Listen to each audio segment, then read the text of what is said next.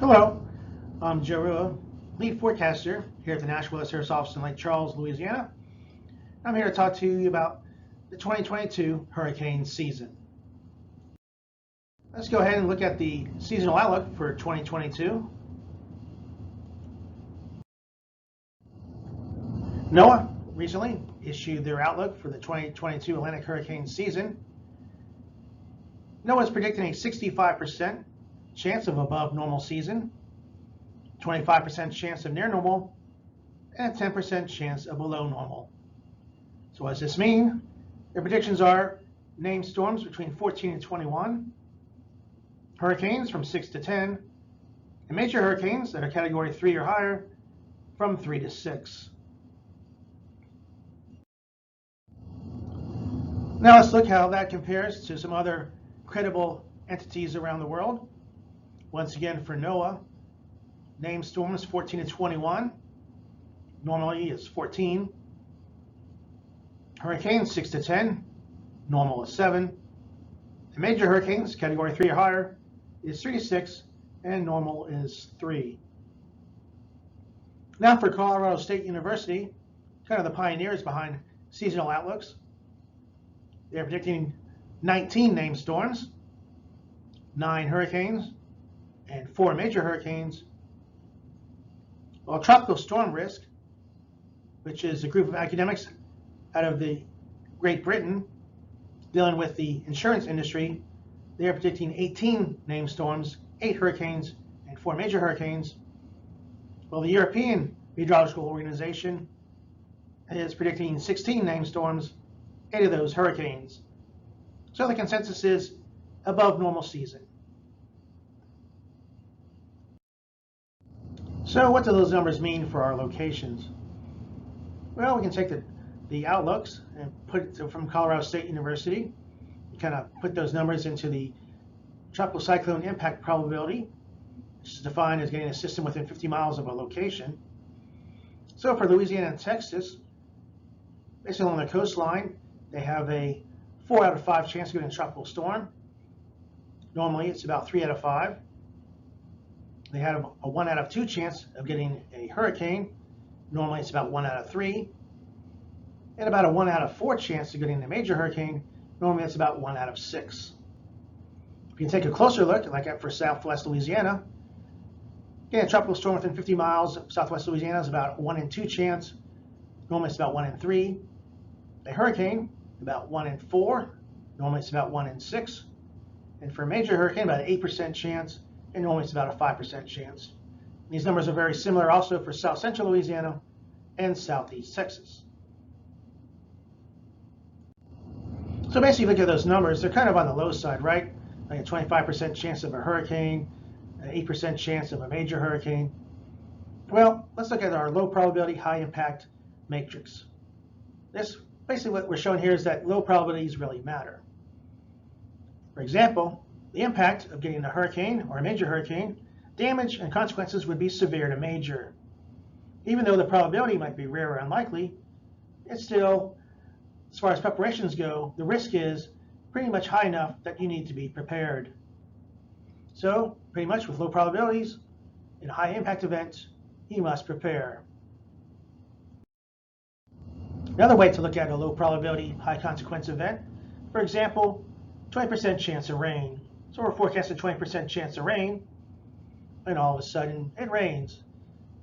Well, it might inconvenience you, only 20% chance that it rain. You might not have to get that umbrella out. You might have to wait to mow the grass.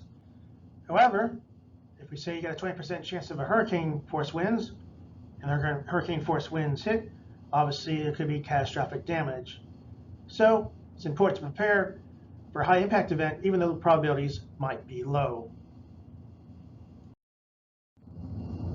So why an active hurricane season? Well, to begin with, we have La Nina, which is the cooling of waters in the East Pacific. Normally, this will cause less vertical wind shear and allow the tropical waves to develop. Now, there is an expected transition maybe to a neutral state late in the season. If or when the transition takes place, we'll have possible impact from the number of storms for the Gulf of Mexico. Also, there's above normal sea surface temperatures throughout the Gulf North Atlantic, and the Caribbean Sea. And an enhanced West Africa monsoon is expected.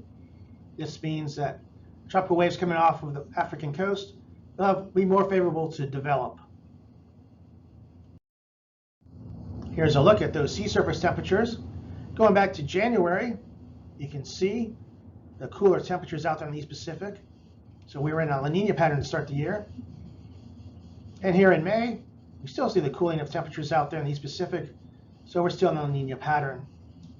And you draw your attention to the Gulf of Mexico, North Atlantic, and across the Caribbean. You see temperatures anomalies, the yellows and oranges. So we do have above sea surface temperatures right now in that area. Now, as far as looking out to West Africa and the rainfall out there, well, normally the West African monsoon develops from June through September. Already here in May, we've seen signs that the monsoon is developing as we've had recent rainfall throughout that area. The West African monsoon is forecast to be enhanced this year, which will allow more favorable wave development.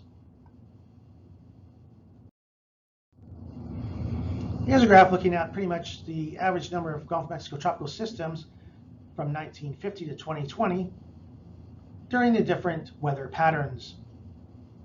So, since we are in the La Nina pattern right now, actually you get a pretty high number of tropical systems in the Gulf of Mexico, 3.6 per year. However, if La Nina goes to a neutral pattern, then the number decreases to 2.8. Same thing goes for hurricanes for each pattern. In La Nina years, yes, pretty significant number of Gulf of Mexico hurricanes, about 2 per year. However, if La Nina goes down to neutral, it decreases to 1.2. As far as major hurricanes go, once again, La Nina pattern, pretty significant possibility of getting a major hurricane in the Gulf of Mexico. However, looking at La Nina going down to neutral, your chances are greatly reduced. So it'll be very important this year to see if we do go into a neutral pattern. Once again, this is just looking at all the tropical systems, hurricanes, and major hurricanes based on weather pattern. As you see, La Nina to neutral is a lot less than plain old La Nina. Now let's look at how to use guidance for tropical forecast. That's very important as everybody is always out there looking at social media and looking to see what those models are saying about the tropical systems. Well, I always get this meme every time something is forecast to come to the Gulf or along the Florida coast or so forth. Hurricane forecasters showing their predictions. Obviously, everybody makes fun of those spaghetti plots and everything. So it's just, well, pick up one of those little lines there. That's how you guys are going to forecast. It's not quite like that. Let's look at what's really going on in the tropical guidance verification. Over the past few years, and actually several years, the official forecast from the National Hurricane Center is very skillful and actually better than the global models. It's very close to consensus models. And you see at the top there, the solid black line, that's the official forecast. And some of the dash lines there are the consensus models. All those are much better than using just the global models, such as the European or the GFS. If you look at the raw numbers from last year, once again, the official forecast and the consensus models are doing a lot better than the global European and GFS models. In fact, last year, the Hurricane Center official forecast was better than the 5-year mean. So they actually did a really good job as far as the tracks of the tropical systems. So why are consensus models the best way to go? Well, it's kind of the wisdom of the crowd theory. Sir Francis Galton, English statistician and one of the first known meteorologists around the world, he attended a county fair over there in England in 1906. Now they had a contest about guessing the weight of an ox. They were going to give out a prize for someone who guessed the exact weight of the ox. Well, the crowd of 800 guessed and no one won. No one got the correct weight of the ox. So Francis Galton went ahead and asked the event leader there in the county fair and said, I would like to see all those guesses. So he took all the guesses there went through all the math, and came up with a mean of the guesses, and that was 1,207 pounds. Well, the actual weight of the ox was 1,198 pounds. So it was within 1% of the exact number if you took the mean of all the guesses. So this is sort of the way with consensus modeling and consensus forecasting. You kind of take all the data and figure out a mean of it, and usually it's pretty close to the accurate track or the forecast of a system. So consensus forecasting is pretty much the way to go nowadays. That's the same thing for intensity. Once again, just showing that the dark black line up there, the official forecasts, and the consensus forecasts are much better than the global models. And here's the raw numbers from last year. Actually, the official forecast was very good intensity-wise, looking only about 7 to 10 miles per hour off from what the actual forecast turned out to be. These were all below the 5-year mean, and the official forecast was actually better, just as good as the consensus models at the 24 and 72-hour period. As you can see at the bottom there, the global models, once again, were not as accurate as the consensus or the official forecast. So the main thing, once again, look at the official forecast.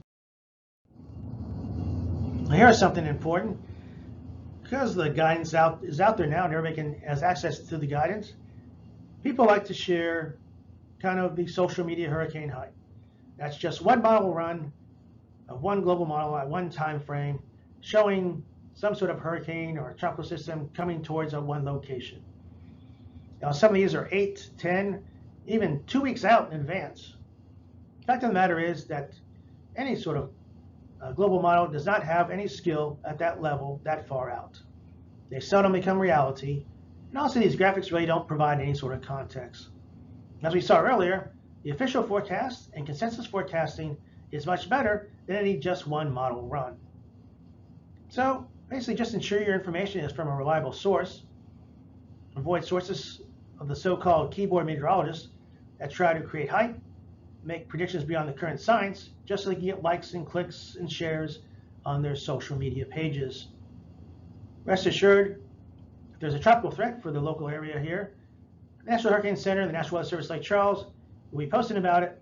We will let you know when the right people need to take the right action for the right outcome to protect life and property. So once again, avoid the social media hypes of just one model run. Now let's talk about those spaghetti plots. Those are the different sort of models that a lot of people like to show for different systems. Well, we really at the National Weather Service encourage extreme caution while using them.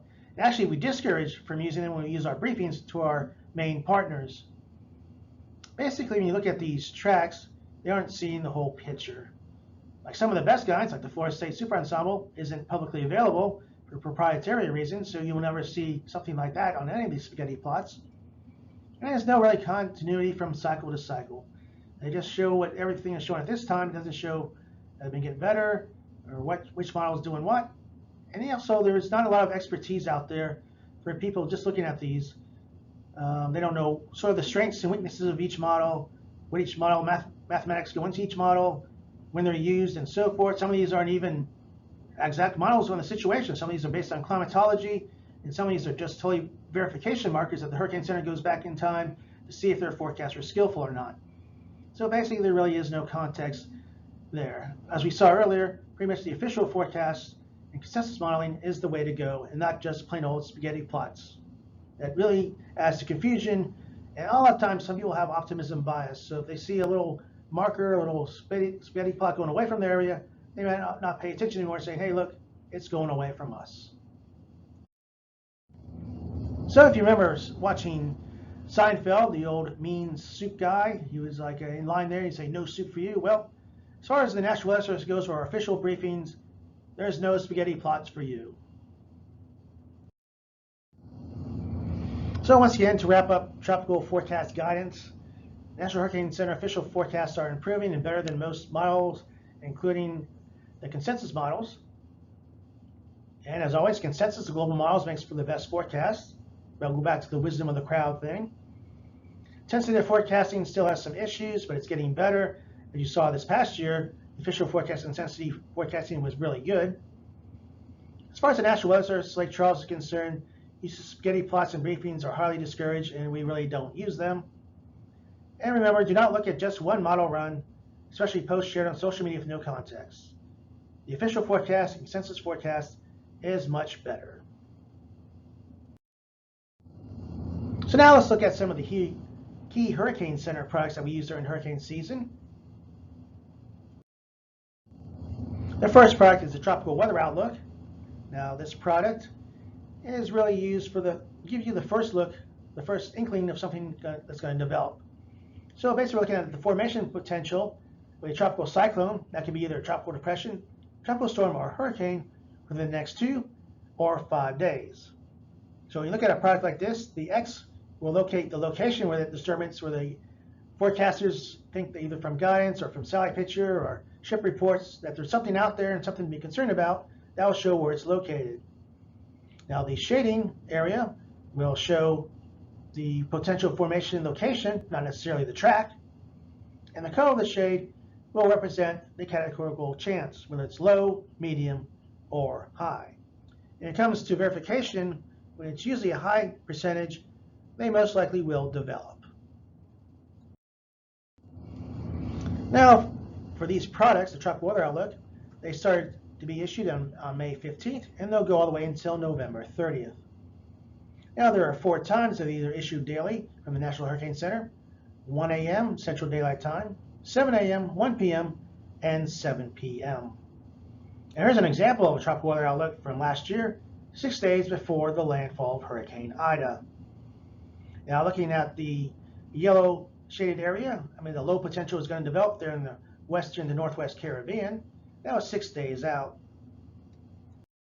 Now, the next day, there's a little bit more confidence, so there's a medium chance that something would develop in that area in the northwest Caribbean, all the way up into the possibility of the south central Gulf of Mexico, Bay of Campeche area. Now, when we got closer, days later, this is where actually Ida formed. It formed, and there was a high chance of forming there in the northwest Caribbean, heading or forming in the southeast Gulf of Mexico, and that's actually what happened. So basically, what we're trying to say here is that a lot of times the first outlooks for these systems are not the most accurate.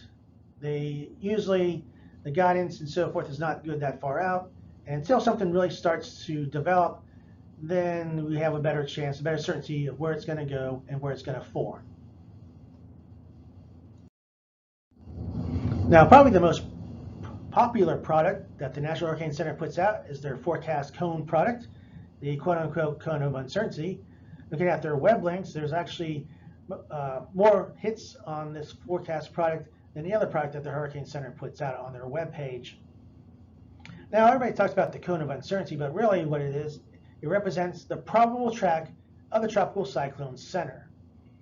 So the statistics say that 67% of the time, the center of a tropical system will be located within that cone area at a certain time frame.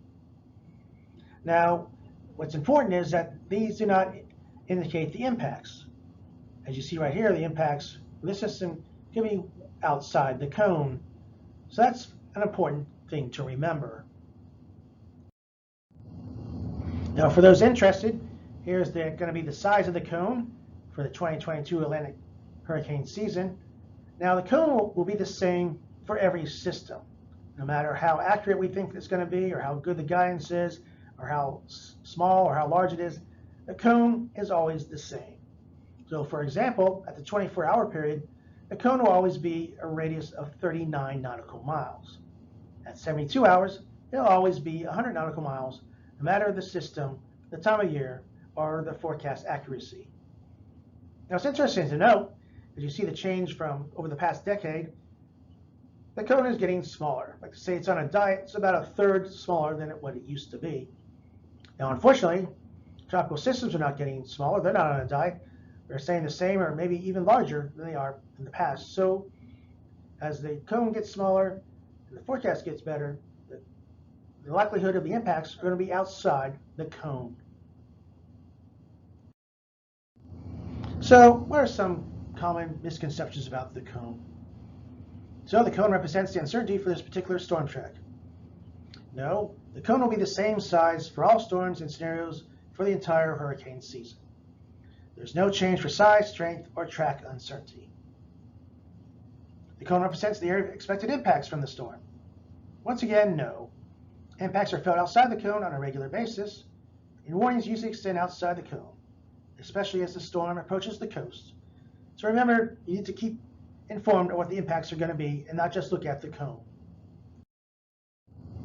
Well, here's an example of the hurricane cone product, and once again, this is issued 4 times during an event, basically during the main hurricane advisories at 4 a.m. Central Daylight Time, 10 a.m., 4 p.m., and 10 p.m.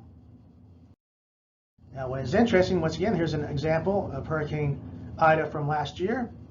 As you see, there's warnings outside the cone area in southeast Louisiana and southern Mississippi and southern Alabama.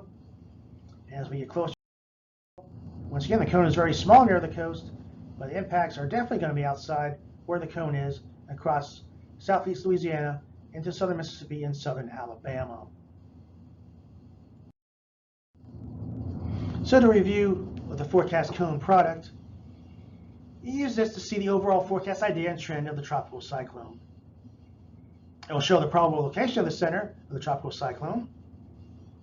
It does not show the size of the system or expected impact, so you get a look at products that show the expected impacts to get the full picture. The cone will be the same for each tropical cyclone during the year, despite the size or forecast guidance, confidence, and accuracy. So let's look at some of those impacts. First up, tropical wind hazard. So one of the products we like to look at for that wind hazard is the wind speed probabilities product from the National Hurricane Center. It tells us how likely the arrival times and the imminent threat from the wind. Now this is a location showing a location-specific probability of tropical storm force winds, which is above 39 miles per hour, severe damaging winds is above 58 miles per hour, and hurricane force winds above 74 miles per hour. Now, how do we get this? Basically, based on the official forecast track from the Hurricane Center, the model uses 1,000 member ensembles, so 1,000 different reasonable scenarios to figure out what the track will be and the radii of the wind will be, and then it comes up with what the probability of your location of getting these 39, 58, and 74 mile per hour winds and the time they might arrive. So here's an example of the tropical storm force wind probabilities. And once again, this is back for Hurricane Ida from last year. And once again, these are issued the same time with the forecast cone product and during the main advisories at 4 a.m. Central Daylight Time, 10 a.m., 4 p.m., and 10 p.m. Here's another example of Hurricane Ida from last year. Now you can see that these probabilities have increased, especially near where the expected track is going to be, official track is going to be. It also shows that the probabilities of some wind at this point could reach into southeast Texas or all the way over into southern Alabama. As we get closer and closer to the event, closer to landfall, you see the probabilities really start to ping on where the impacts are going to be, the highest impacts are going to be. And they've now gone away pretty much from East Texas and South Alabama and really honed in on South Central, Southeast Louisiana, and Southwest Mississippi. And the same thing goes for the hurricane force wind probabilities, issued about the same time as the tropical storm wind probabilities. You can see at this far out, 3 days out from Ida, that the probability of hurricane force winds extended from just a low probability either way from East Texas all the way to South Mississippi, although the big strike zone of the higher probabilities was right along the south central Louisiana coast. Now, as we got closer to landfall, you saw how those probabilities changed, and they were very much pinned in southeast Louisiana coast, and nothing there for Texas or southwest Louisiana. Now, we also use this product. We have a arrival time because most people, emergency management, make their decisions about preparations and evacuations based on the arrival time of the tropical storm force winds. These are issued at the same time as the tropical storm wind probability product at 4 a.m., 10 a.m., 4 p.m., and 10 p.m. Now we have 2 of those type of products. The first is the most likely arrival time. This is based on the best scientific forecast that the Hurricane Center, official forecast the Hurricane Center is making. So in this example, tropical storm force winds would reach southeast Louisiana at 8 a.m. on Sunday. And so preparations would have to definitely be done by 8 a.m. on Sunday. Now for those who need more time and definitely want to be prepared with the maximum amount of safety, we have a product called the earliest reasonable arrival time. So this once again is issued at the same times, 4 a.m., 10 a.m., 4 p.m., and 10 p.m. Now in this example, you see the arrival time is a little earlier at 2 a.m. So if you want it to be definitely safe, that you were going to make all your preparations in time and evacuate in time, you want it would be done by 2 a.m. on Sunday. So how do we use our wind speed probabilities product? Once again, we use to see the probability of a location of the impact of tropical storm, severe, and hurricane force winds. We also use this to see the most likely or the best scientific forecasts when they will arrive and the earliest reasonable prepare for maximum safety time of arrival of these tropical storm force winds, which are very important for evacuation and preparation purposes. So while you're using this, notice that the probability for your location is increasing, which means the threat is getting higher, or decreasing means that it's getting lower. And also, if the arrival time is becoming sooner, which means you might have to hurry up your preparations. So when we get closer to an event, we know for sure we're expecting our hurricane force winds are going to be, a hurricane watch will be issued from the National Hurricane Center. Now this is hurricane conditions, sustained winds of 74 miles per hour higher, are possible within the next 48 hours. Now we have a hurricane warning out. Those are the hurricane conditions, sustained winds of 74 miles per hour higher, are expected within the next 36 hours. So basically, for a watch, that means you go ahead and start preparing your home, boarding up, windows, moving loose items indoor, have your emergency supply kit ready because hurricane is possible. Now for hurricane warning, that means hurricane is expected. That means you seek shelter in a sturdy structure or evacuate if ordered. And the same thing goes with the tropical storm. Tropical storm watch, sustained winds between 39 and 73 miles per hour are possible within 48 hours. And tropical storm warning, sustained winds between 39 and 73 miles per hour expected within 36 hours. Now, in the unfortunate event that we have a major hurricane making landfall and the eye wall of that major hurricane will be moving into your location, we have something called the extreme wind warning. Now, this is issued when there's a Category 3 or higher storm making landfall, and the sustained winds within the eye wall are 115 miles per hour or greater. Now, these are issued usually about an hour before this eye wall will hit. And basically we're saying here is that it's a shelter within a shelter.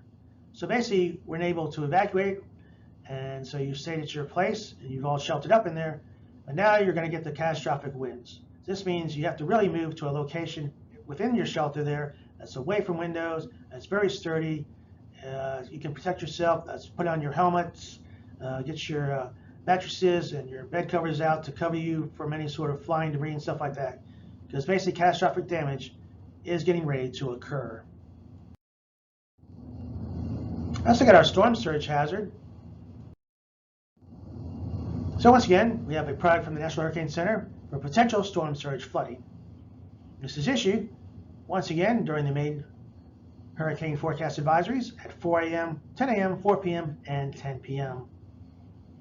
And what it shows here is your height, probability of getting storm surge inundation at certain heights. So this will tell you pretty much what storm surge you can expect for your area and whether or not you need to evacuate. So for potential storm surge probabilities are based on the National Hurricane Center official advisory. And they're also available approximately 48 hours prior to landfall or arrival of the tropical storm force winds, I should say. So basically, the preparations that need to be done, we start issuing these storm surge products so that people can make evacuation notices. Now, this potential storm surge also accounts for uncertainty in the track landfall and location. Remember, there's pretty much no perfect forecast. Also, the uncertainty in the size, if it's going to get stronger, going to speed up, and also the intensity. Now, some of these uncertainties are also based on historical errors. So we put all this together to get the potential storm surge for your location. Now, when we get close enough to an event, we know for sure that we're going to have some storm surge that's going to bring life-threatening conditions, a storm surge watch will be issued for the possibility of life-threatening storm surge flooding within 48 hours. Now, a storm surge warning will be issued. The danger for life-threatening storm surge flooding is within 36 hours. Now, the life-threatening aspect is based on the reasonable worst-case scenario that your location is going to see 3 feet of inundation or higher. And like I said, storm surge is based on inundation above the ground. So when we say 3 to 6 feet, that means above ground level. And that's normally when the storm surge warnings and watches will be issued. As you can see in this graphic here, we get 3 to 6 feet, most up to the level of most humans, and basically it's almost impossible to try to survive storm surge in that situation. Let's move on to our hydrology and flood hazard products. Now, a good partner with the National Weather Service is our National Weather Service Weather Prediction Center, located in Silver Springs, Maryland. And these are the experts in rainfall. So one of the products they issue is the Qualitative Precipitation Forecast, known as QPF, and it can be issued for a day out all the way up to 7 days of rainfall. These are usually issued around noontime or midnight, and they're updated during the afternoon and early evening hours. Now, a lot of this, especially during a tropical event, WPC will coordinate with the local office here in National Weather Service, Lake Charles, and other National Weather Service offices across the country to try to fine-tune the rainfall amounts. However, rainfall does not always convey the impacts. For example, let's say we're forecasting 5 inches of rainfall. Well, if the 5 inches of rain falls lightly or spread out over the whole day, it might not be that much big of a deal. However, if you have 5 inches in an hour or 2 hours, obviously that's a lot more. Obviously, it could overwhelm drainage systems pretty fast and cause flash flooding. So therefore, the Weather Prediction Center has excessive rainfall outlooks, looking at all the way from day 1 out through 5 days in advance. These are issued several times a day. Now, for your risk potential, there is a scale from 1 through 4, with 1 being marginal, 2 slight, 3 moderate, and 4 high. And basically, to look at this, for example here, let's say this is pretty much why you need to know your location on a map. You see your location is underneath a moderate risk potential of getting excessive rainfall leading to flash flooding. So what that means is that there's at least a 40% chance of rainfall exceeding flash flooding within 25 miles of your point or your location. So that goes 5% for marginal, at least 15% for slight, at least 70% for a high risk potential excessive rainfall leading to flash flooding. Now, these high risk days are very important, as the high risks are a strong indicator of potentially deadly and damaging flash flood day. Now, based on records since the high risks have been issued from WPC, almost 1/2 of all flood fatalities in the country occur during high risk days. Also, 62% of the time, at least $1 million in damage has occurred during a high risk day. So high risks are very important. And just to look at the activity, basically the frequency that high risks are issued for locations.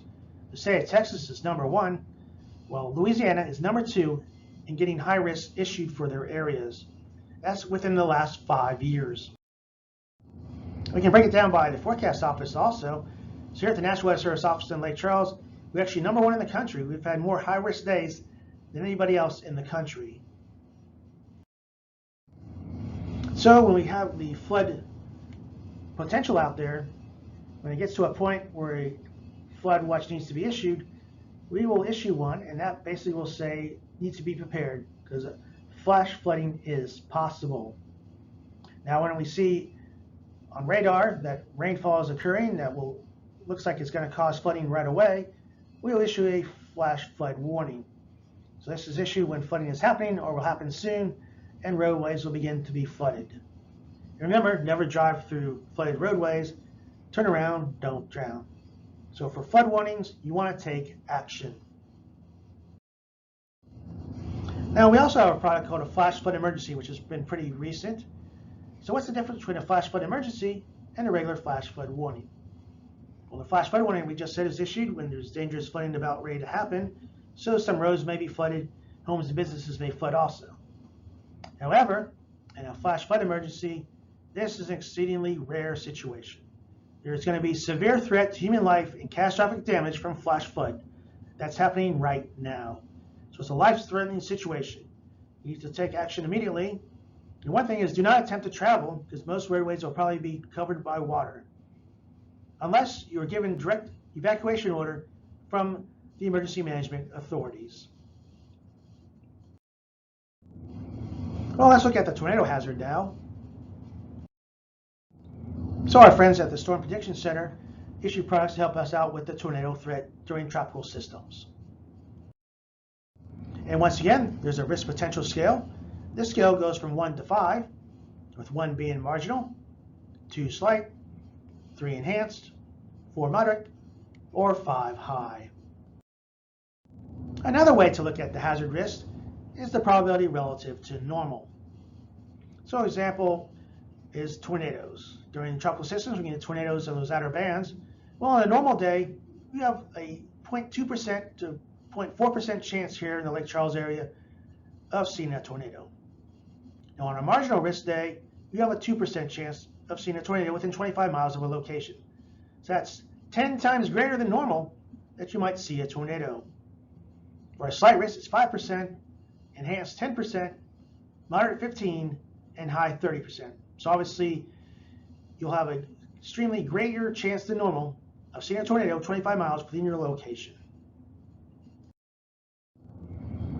Now these outlooks, convective outlooks, are issued 4 times a day when it comes to the day 1 outlook, which will take you for the next 24 hours. 2 outlook, which is the next 24 to 48 hours, which is issued 3 times a day. And then we have a day 3 outlook, which is out through 72 hours, which is issued once a day during the early morning hours. And we even have a day 4 through 8 outlook, which really tries to give us a heads up well in advance of there going to be any severe weather potential or tornado potential in your area. So when the event gets closer and we start to see the ingredients come together that tornadoes might form, we'll issue a tornado watch.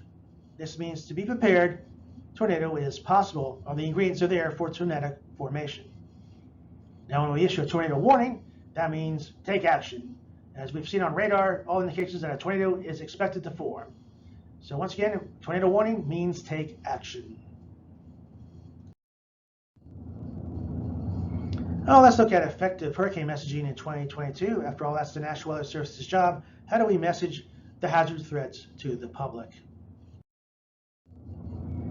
Well, the philosophy is, for effective messaging, is having the right people take the right action for the right outcome to protect life and property. Basically, influence the outcome of the event in the positive. So in some events, not everybody needs to take action, not everybody needs to evacuate, or not everybody needs to board up. But some people do. So we wanted to make sure that the right people take the right action for the right outcome. So why is this risk communication so tricky? Well, part of it is the risk perception of people. So there's subjective judgment made by people about the probability, what probabilities mean, what consequences mean, or the vulnerability of their location.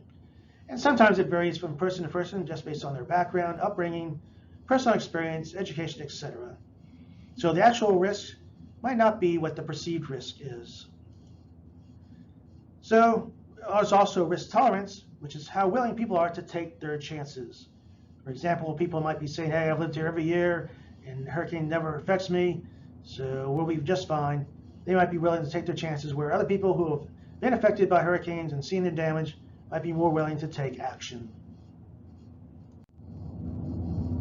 So how do we kind of put this all together from a forecasting point of view? How do we forecast this and express this risk for the people out there to take their precautions?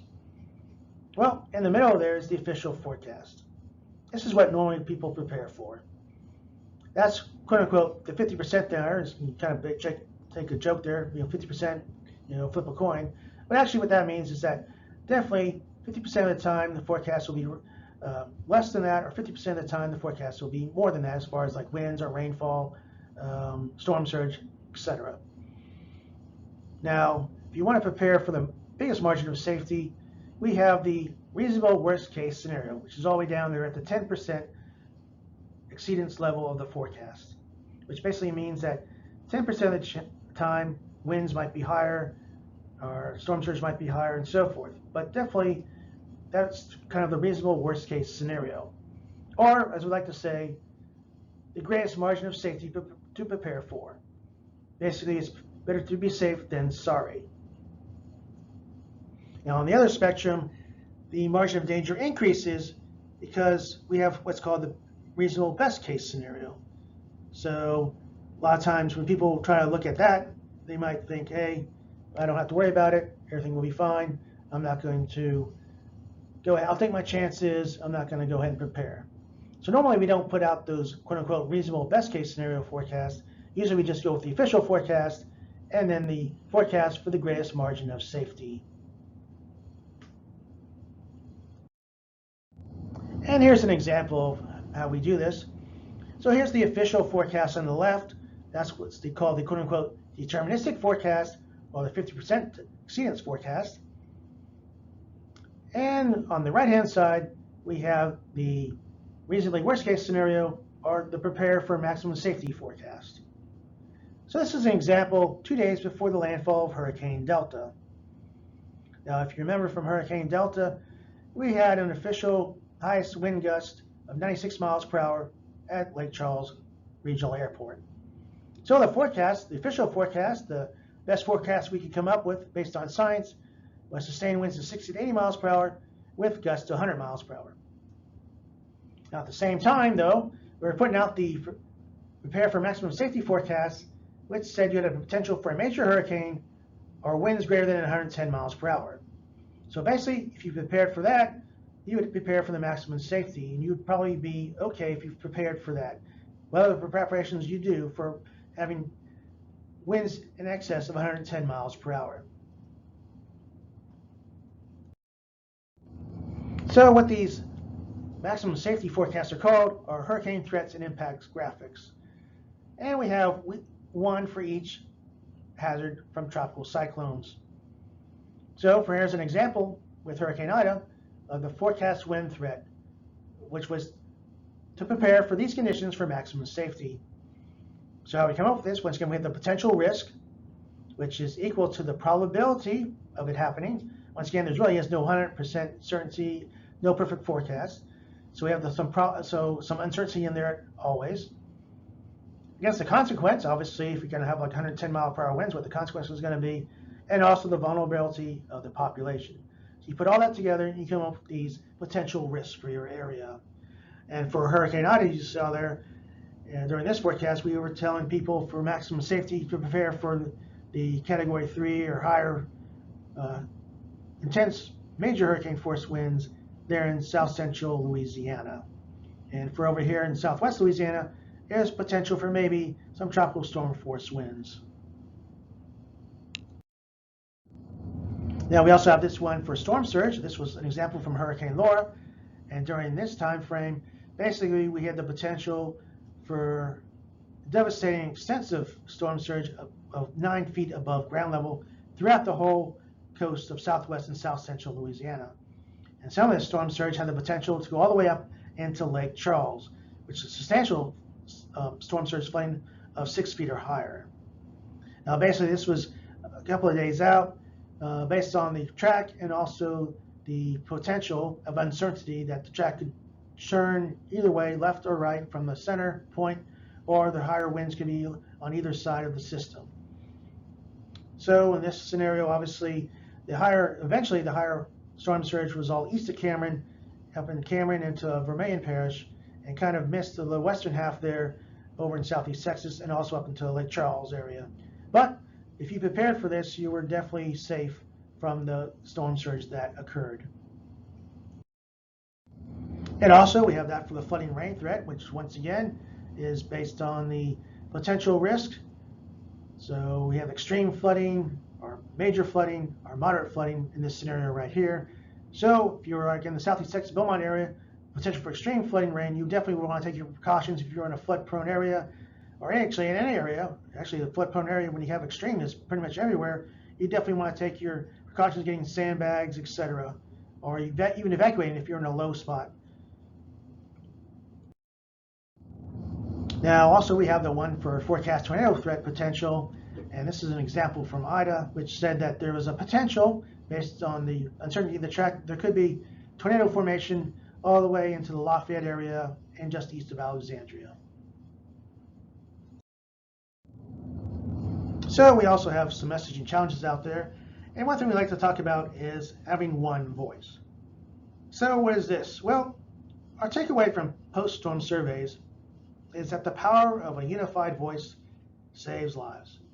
So basically, this is when your local emergency management, government at state, federal, and local levels, along with your local media, including even national outlets, and your National Weather Service, including the WFO here in Lake Charles, Hurricane Center, and so forth, are messaging the same preparations, the same type of forecast, the same potential forecast, I should say, and the same threats and the same preparations.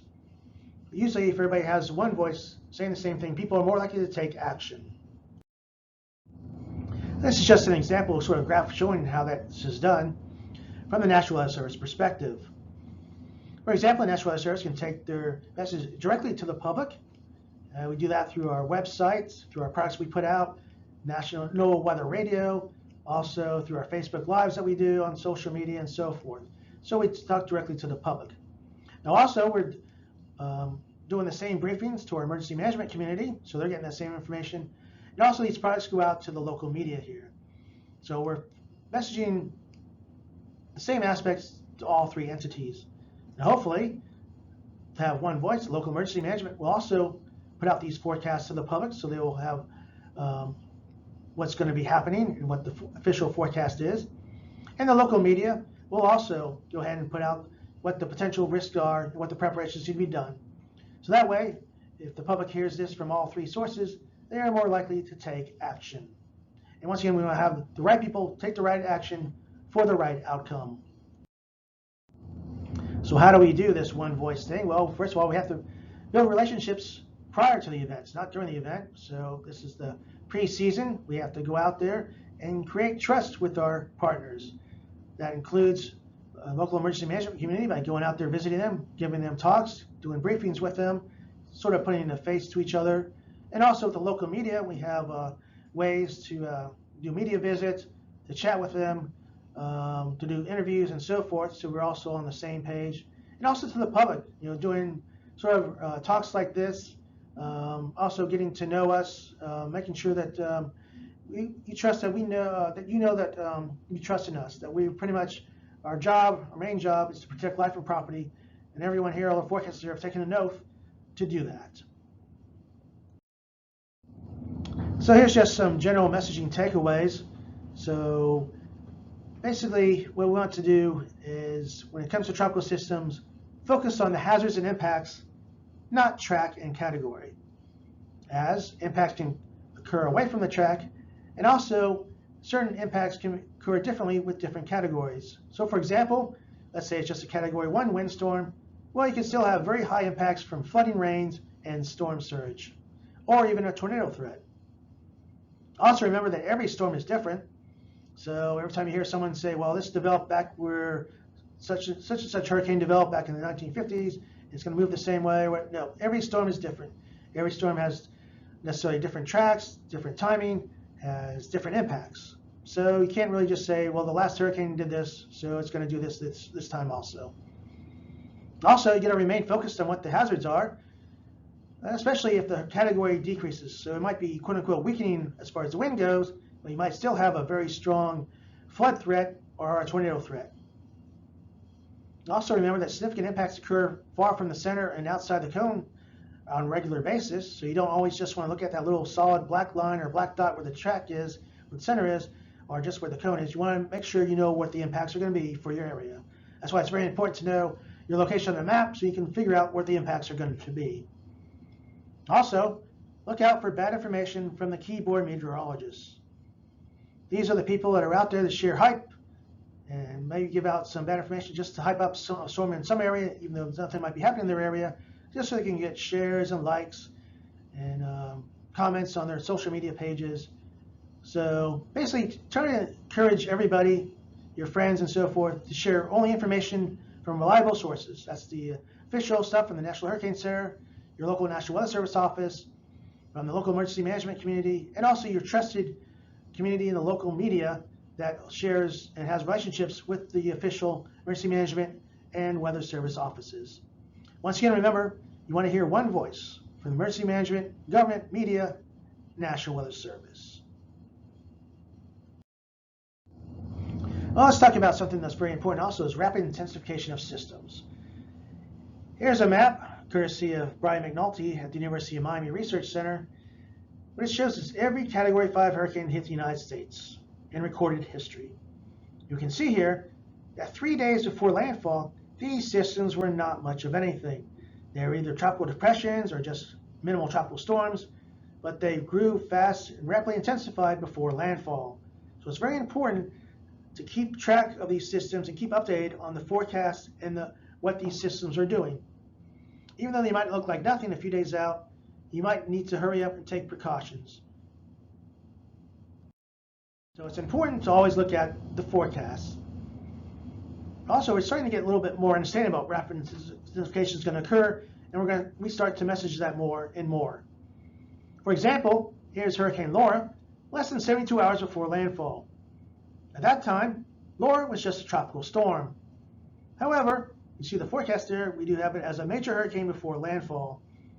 This was because it was going to move over a very high ocean heat content area called tropical cyclone heat potential area. It was very warm, very, very hot. It was not only surface hot water temperatures, but also very deep in the Gulf. So with the right conditions, this is just like super high octane fuel for hurricanes. And normally, they will rapidly intensify when they hit this area with favorable upper level conditions. That's indeed what happened with Laura. And the same thing last year with Hurricane Ida. Basically, Hurricane Ida was a tropical storm around 48 hours before landfall, but once again, it rapidly intensified. And this was forecast by the National Hurricane Center's official forecast. And once again, Ida went over one of these very warm, hot, deep ocean content areas over the Gulf of Mexico. So it's very important. You might say a couple of days out, say, yeah, looking at satellite picture here, looking at the latest information from the Hurricane Center and stuff like that, it doesn't look very bad. It's just a tropical storm.